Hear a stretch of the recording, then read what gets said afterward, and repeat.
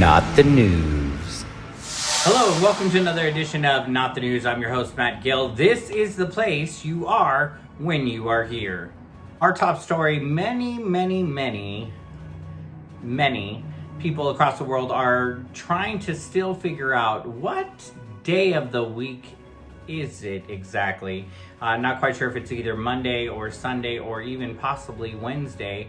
And so we asked our resident expert here, Bill Murray, to report on. Bill, it's quarantine day once again. So there you have it. Breaking news. It's quarantine day. Many people worldwide are still trying to figure out exactly how this happened. How did this get to the place of where it's at today? How do we move forward?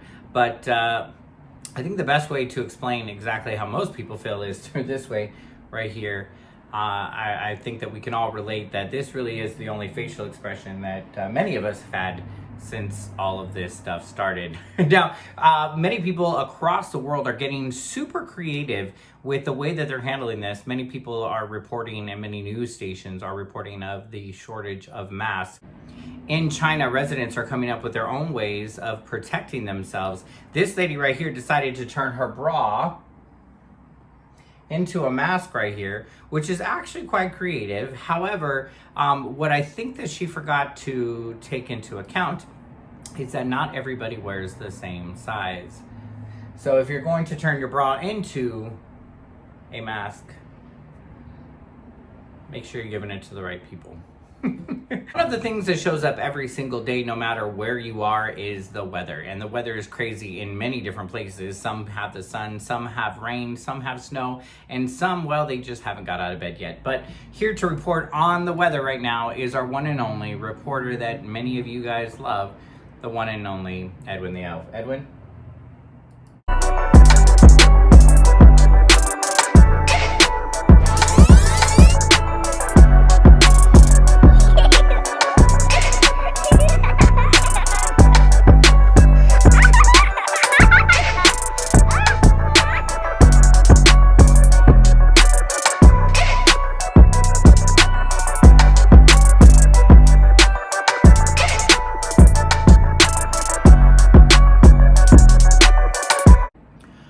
Okay, apparently we interrupted Edwin and his party. We'll come back to Edwin possibly later on. Let's check out local sports right now. As you know, many of the sports have stopped, and so it's kept our reporters trying to figure out exactly what to do. Reporting live right now all the way from Minneapolis is our one and only Onika Nicole. Onika. Every now and then, I think you might like to get something from us. Nice, easy. There's just one thing. You see, we never, ever do nothing. Nice, easy. We always do it. Nice, rough. Many kids worldwide are having to stay home because schools are closing, which has caused a lot of parents to have to step up and become the teacher. This report coming all the way from Alabama, which is actually right next to Seattle, inside of the same area, which from what I understand is a province of the Dallas area. But this also comes in from that area where day 3 of homeschooling, the teacher was fired due to smoking weed on the job. And of course, we know that that is never good to do while you are working. As you know, many parents have had to step in and become not only the parent, a friend, but also the school teacher. This right here is sent in from one of the parents who said, my kids looked at me and said, my teacher doesn't do it that way. I looked at my child and said, look at me. I'm the teacher now. But look at that face. It's a little scary. So that led us to figuring out, how do we go through as parents, as caregivers, as grandparents, maybe possibly that are taking care of grandkids. How do we go through and survive this time of quarantine? So I brought in a friend of mine who is an expert in working with youth, Dr. Marcie, to share with us some of the tips on how to not lose your mind during this quarantine. Everybody joining me right now live here in studio, well, kind of sort of live, at least virtually live, is the one and only Right. The one and only Dr. Marcie Beigel. How are you? I am fantastic, and even better now that I am with you. Oh, I'm so excited that you are here. Thank you for joining us. Listen, you guys, we were talking about just how all of our lives have shifted and how now we're all staying inside and we can't go to work and do the things that we would normally do. And so there's a new dynamic that's occurred between parents having to work from home, being around the kids all day long, kids not going to school and in their routine. And so because of this, I was like, who do I know that is an expert in working with kids, working with youth, that have this understanding of the dynamics of a work environment, but also the educational system. And the one person that jumped to the entire list was Dr. Marcie. Bam!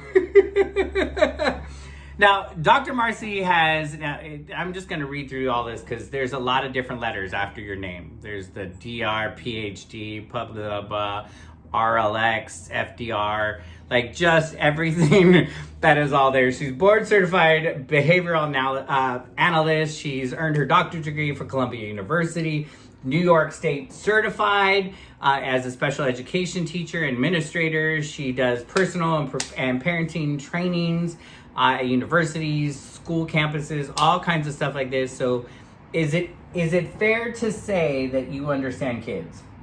Yeah. Is it fair? Usually. There's always the random exception. But yes, on the whole, and the kids that I don't understand are my favorite mystery, so I get to figure them out. I love that. And now, real quick, before we go into the doctor stuff, you come from a family of clowns. I love it. Yes. My parents are both clowns. My sister is a balloon twister, and I have been known to fly in the trapeze. Wow.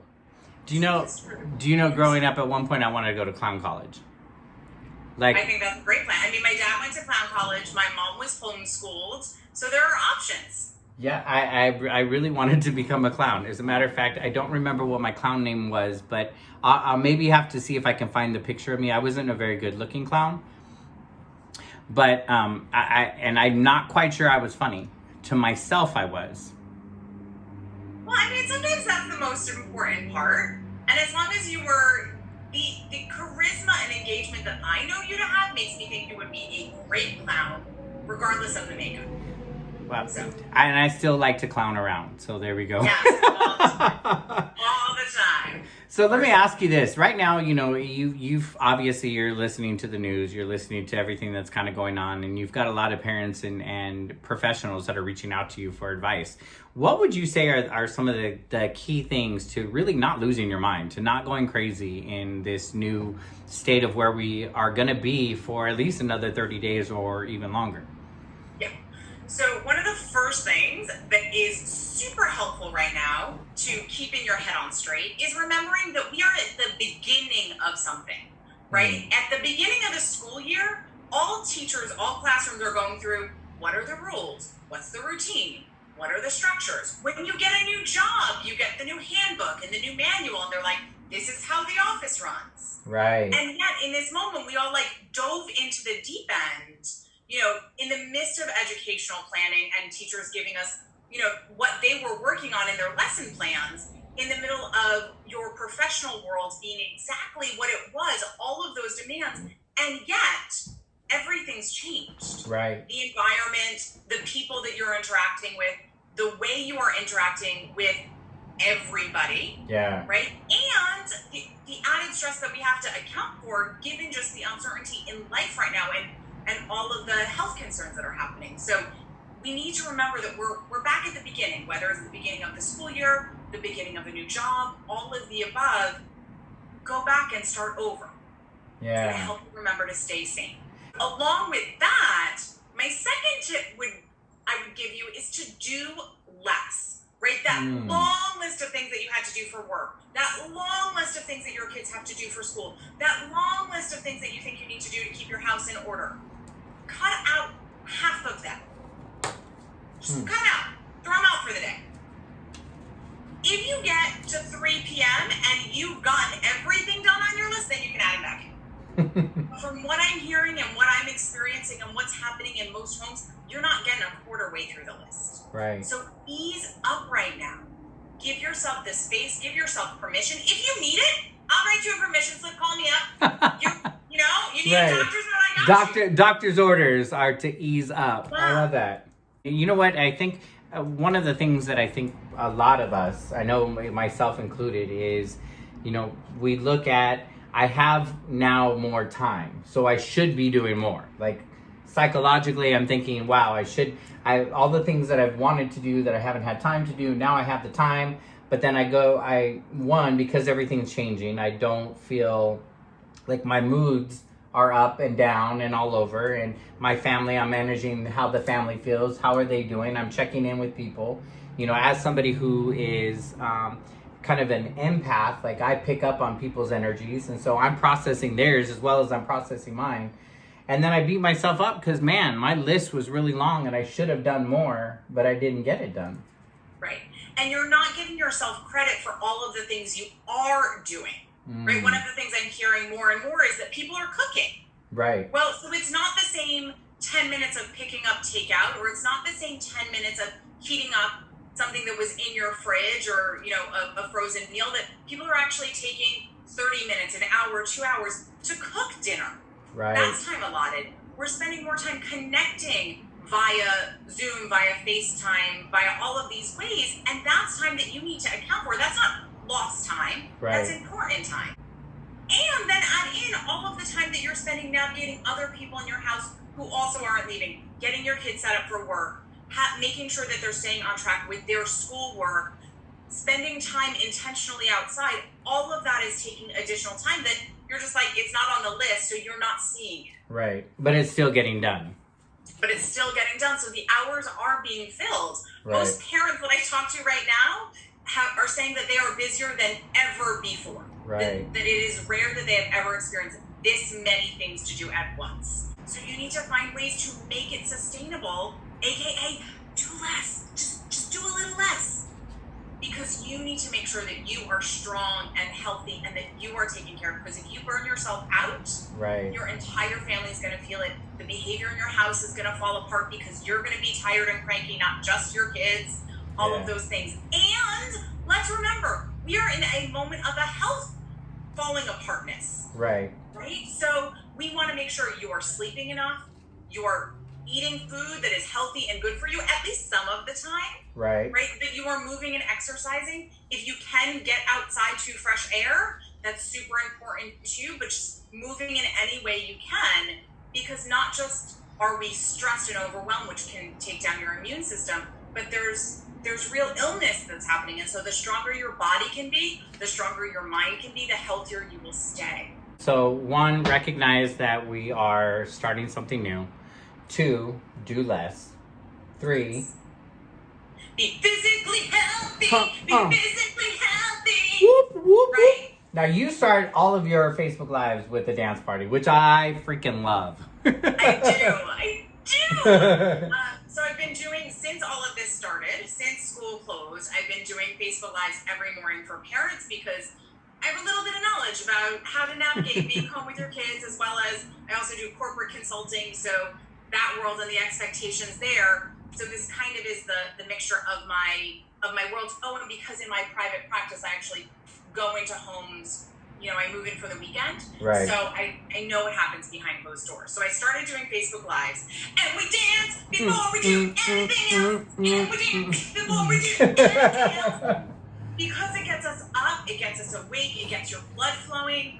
We learn better after we've had a little bit of movement, right? And if you aren't moving at any other time in the day, at least you have that. Right. And quite honestly, it makes me happy, and therefore I feel like I speak better. Perfect. So along those lines, one of the other things, talking about that first step, if you make your first step in the day actually getting up out of bed. Right. For me, I then shower. If you're a nighttime shower at night.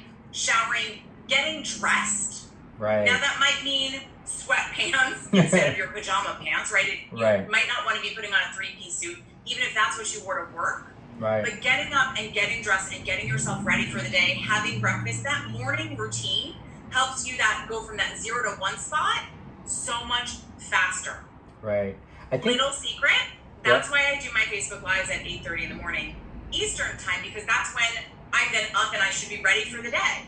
If I wasn't doing that, I wouldn't be getting up. Right.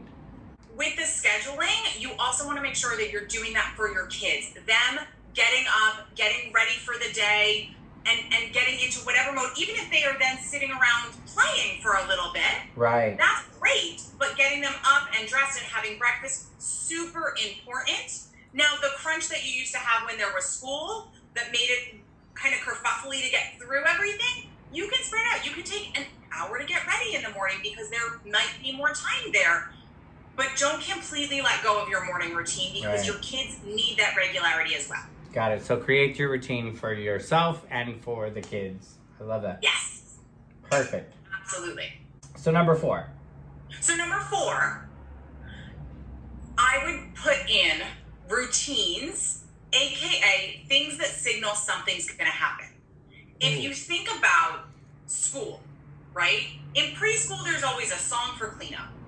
In middle and high school, there's like the bell that rings in the hall that signals class is over and then the start of the next period. There are all of these ongoing routines throughout the day that let us know what the next step is, right? In your office, it might be that you have notifications on your phone that go off when you're about to have a meeting in 5 minutes. Right. It might be that literally the phone rings and you answer it. There are all of these signifiers about what needs to happen and keep your day on track. Ooh. We don't have that at home. Now it's just like, 18 hours of being awake with the walls and the people in it. Right. You need to create these routines. How are you going to signify that it's mealtime with your family? How are you going to signify that you need to be working and they're not allowed in? Is a closed door enough or not? Do you need to put like a note on it that says do not disturb, or will they just honor that it's being closed? Are you good about opening it when they can come interrupt you? Wow. What are the routines that you need to put in place so that people know what's happening? For your kids, when it's time for them to sit down and do work, are you saying to them, get your notepad, get your computer if they're doing something on electronics, get a glass of water if you need it and sit down and do it. Like those 3 things can be all the routine you need, but then when they sit down, they won't be like, oh wait, I need my computer. Right. Oh wait, I need my water. Oh wait, you're like, oh my gosh, just sit down and do it. Which I think many parents could probably relate to that exact expression. That exact moment. Yeah. The answer to that is proactively create a routine. What are all the things your kid asks for? You might know by now. If not, you'll learn very quickly if you pay attention. Right. Get them already in a routine and then have them sit down for schoolwork. Same for your work day.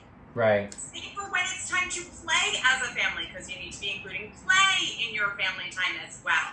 Perfect. Same thing for when you have alone time, because we need to be putting that in our schedules. Everyone goes to their own corner of the house, even if it's literally the different corners of the same room. Right. And have 5 minutes of quiet.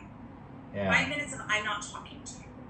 That's okay to add in, and it will save your mental capacity so much if you name it and claim it. Come on, name it and claim it, baby. So what's the 5th one?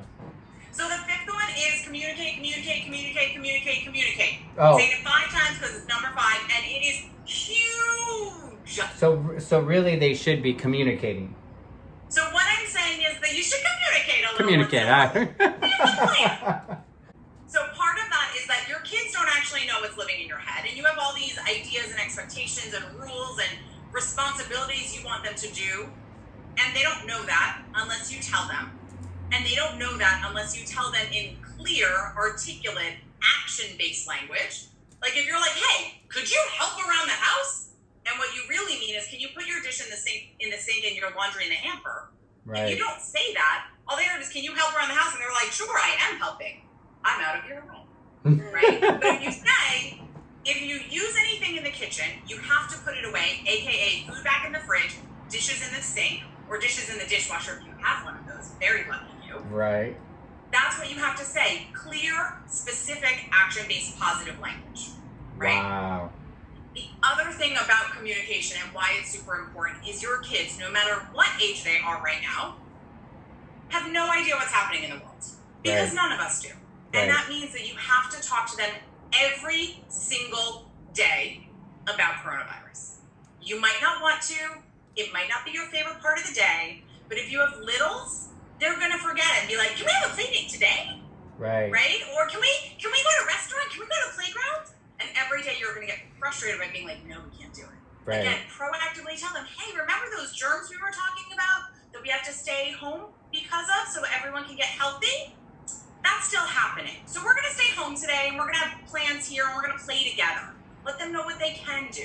For your older kids who can read, who have access to their own news sources, say, hey, what'd you hear today? What'd you learn? What are you thinking? How are you feeling about the fact that we're still home? It adds them into the conversation. Like, it allows for them to be part of the communication, as well as that's actually a great idea because they're already going to want to know, what's happening in the outside world, and that allows for them to use their technology. Like you can almost make it into a game. Like, there's so much stuff. You know what? I just absolutely adore you, just because of your spirit and you have. I want to say a childlike mind with the education of a masterful adult, like, and it's a beautiful blend in how you're able to connect with a child, from a small child to a youth, but yet also support a parent and not making them wrong. I think that's where some parents really feel like they're doing it wrong right now, where there is no right or wrong. We're all just trying to learn this together. And can I be really honest? If you are a parent and you are listening, please hear this and take this to heart. Your children are home. They are safe. They have eaten something in the last 24 hours, and they have slept some part of the last 24 hours. You are doing an amazing job. Yeah. That's it. That's all you need right now. Everything else you're doing with them, for them, around them, near them, that's all fairy dust. That's all the sprinkles on the cake. That's all bonus. Yeah. You're doing a great job, and you need to give yourself credit because this is a huge moment in time. Yeah. And if you can make your children feel safe and know they are loved, that matters above and beyond anything else. But the truth is, though, learning can always happen. I am still learning. Matt, I know you are still learning. Yeah. Our kids will continue to learn. Yeah. But if you are losing your mind, if you are stressed out, if you are overwhelmed, then you need to find a way to release some of that pressure. Make everything feel better in your home first. Make sure that they feel okay. Right. And then you proceed with learning. Damn. But they're loved. They're okay. They're alive. You got them. You're rocking it. You are rocking it. You are rocking it. You are rocking it. You are rocking it. Hey, you are rocking it. Oh, look, I'm going to turn that into a rap. Dr. Marcie's available on YouTube, Facebook, Instagram. Can you give them her handles? How can they find out more about you? So everywhere I am Dr. Marcie Beigel. So it's DrMarcie Beigel. That's on all of my social media and all of the places. And my website is drmarcie.com, DrMarcie. And that's the best place if you want to contact me directly with questions for sessions, anything like that. Perfect. But Facebook and YouTube Live every morning, you and me will have a dance party. Yeah. Whoop, whoop. You guys check her out. Dr. Marcie, can we have you back on the show again another time? Yeah, yes! I got all excited I couldn't pick which word to say. I love it. Thank you, Dr. Marcie, for being here. Thank you guys for joining us. We're going to toss it back to our reporter, which is me. Head on back that way. I love it. Thank you, Dr. Marcie. Now let's go back to Onika Nicole in Minneapolis and find out if there's any updates on sports. Onika?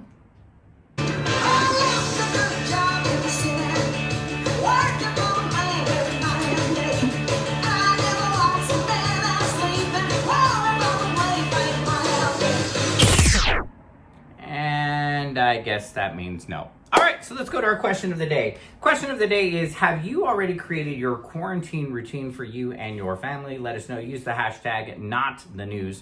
Post in there. Let us know if you have your routine. What does it look like? And is it working for you and your family?